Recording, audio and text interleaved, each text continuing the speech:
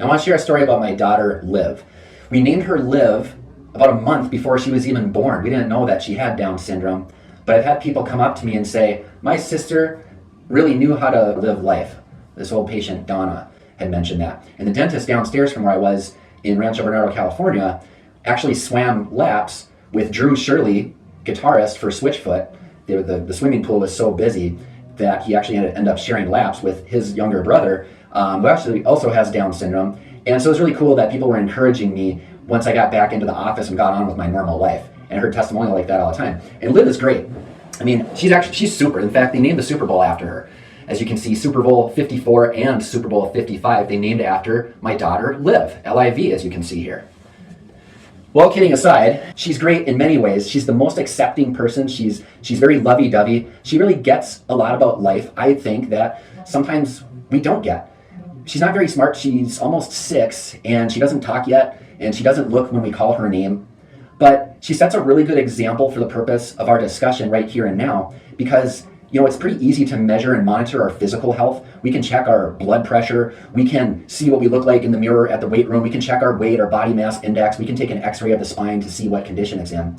When it comes to mental, emotional, social, and spiritual health, it's not very easy to measure. Nobody's giving you a report card regularly. And if you're not a teenager, you don't have your parents ready and able to give you that feedback. So this visual aid is, I think, very useful. Here's Liv, actually. We're at Verizon recently. We had to wait for a couple hours for our thing. And we're in the back area waiting for this watch. And here's my daughter. She's got to be just the right amount of challenge. Too close. Too far. What? 1, 2, That's right. 3. And she launches. So the reason I show that is when we look at this chart here, there's a certain zone that we all want to be in, and it's called the flow. And we have to look at the challenge presented along with the skill required. So notice Liv doesn't have much jumping ability. She didn't have much skill when the challenge was great, like when I stepped back. And so she got anxious. And when I was too close, it didn't require much skill to just give me a hug and let me hold her. That didn't require any skill. That's kind of boring. But when I was at the perfect distance, she leaned right into it. And so when it comes to flow, we want to be in the flow. We want to be challenging ourselves. And we want to be moving forward, trending upward and to the right in all aspects of our life, I believe, until our very last breath. So when it comes to the spiritual health, for example, we want to be well-rooted in the truth. Let's just say that this is a tree. And some of the best spiritual advice I ever heard goes something like this. Do not merely listen to these words, do what it says. Anyone who listens to these words and doesn't do what it says is like a person who looks at themselves in the mirror and notices they have dirt on their face, walks away, doesn't do anything about the dirt on their face, and immediately forgets what they look like. But the person who hears words of truth and is careful to implement them along the way and not just be hearers only, they are going to be blessed in what they do. We all want to be known as a person who walks the talk or walks the walk. And so if there's a disrupt in how we're feeling, what we're thinking and what we feel or what we believe, and we don't see action coming out of that, or we don't see fruit coming out as a result, as a byproduct, not as something that we necessarily will, but as a result of the belief and exercising our faith, then it means one of two things.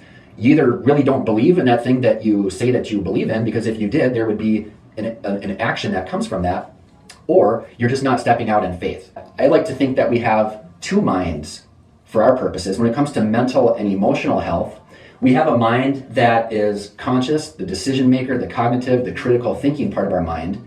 But then we also have a part of our mind, the subconscious, which is more the seat of emotion and habit, and where we base past experience on what to do. And then, of course, downstream, we have the body, or the action, the results, the behavior. And really the best thing that we can do with the subconscious mind, or actually with the conscious mind, is to check ourselves and see what kind of software programs are we operating from? What kind of algorithms are we using? Did we put them there ourselves, or were they kind of put there by the culture? Do we have any cracks in our foundation? Maybe we didn't even put those cracks there. But they're ultimately our responsibility so that those generational things don't get passed on. If you have a good life, there's still chance to introspect. We're not at wartime. But I think there's kind of a good thing that comes when a person has that urgency. I mean, look at Frederick's presence of mind that he had. He had all these mental faculties fully integrated, and he still had the presence of mind to use a certain part of his brain to just relax and think about meaning and put his pen to paper. And so when we consider, maybe there's some algorithms that were installed even before we were a child, before we even had a critical thinking mind, before we even had a chance to decide, do I really want to believe this or not? And it was kind of planted in there, it's programmed in there. And then we got older, we either reject certain things that come our way, or it kind of solidifies, and we further explain, and we have reasons, we have thoughts then that hammer in how we feel about certain subjects. Sometimes we don't even know why we feel that way, but it's from programming, whether it was good or bad programming.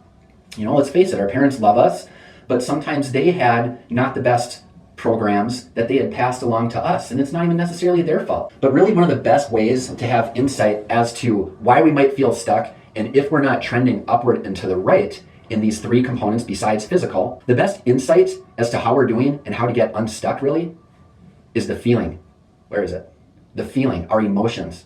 Because our thoughts predict our emotions and our emotions predict our actions. So if we can stand in between, just like this pen over here, right? If this pen were a javelin, you wouldn't grip it at this end or this end in order to have the best loft and distance and trajectory. You'd grab it right in the middle. Whatever it takes for you, whether it's journaling or some kind of introspective practice. Sudoku and crossword puzzles are great, but they don't really force you to integrate your mental faculties quite like writing can. And that's why I think Frederick's example of writing that was really, really cool. Maybe I'm overthinking it because it's the first patient I ever had in private practice back in 2005.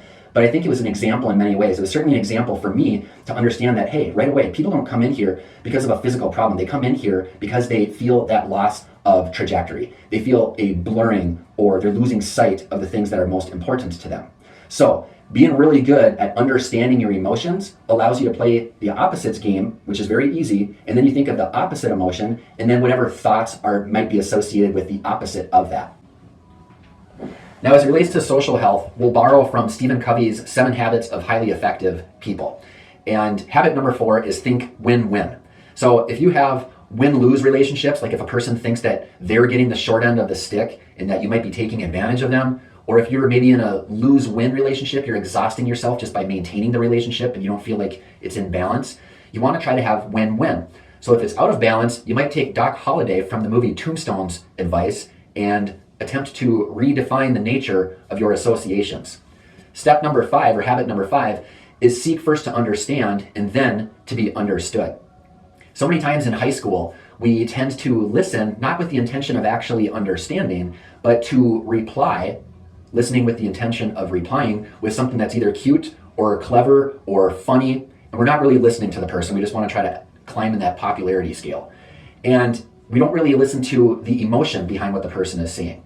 One thing that I learned, and believe me, I'm still learning all of this. I'm learning, especially this one, this habit number 5. You can ask my wife, because one of my wedding vows was, Kim, I promise to seek first to understand and then to be understood. You can ask her how I'm doing in that area, and she'll be glad to tell you, I'm sure. But if you're married, if you have a spouse, friends, just ask them, honestly, how am I doing in this area? Don't ask them if they're emotional. That's one of the things. If a person is giving you strong emotion, you cannot give them advice at that point. They will not listen to you. In fact, they might even think that it's insensitive. They have to understand that you are influenceable in order for them to feel like you even have the right to try to have an influence on them.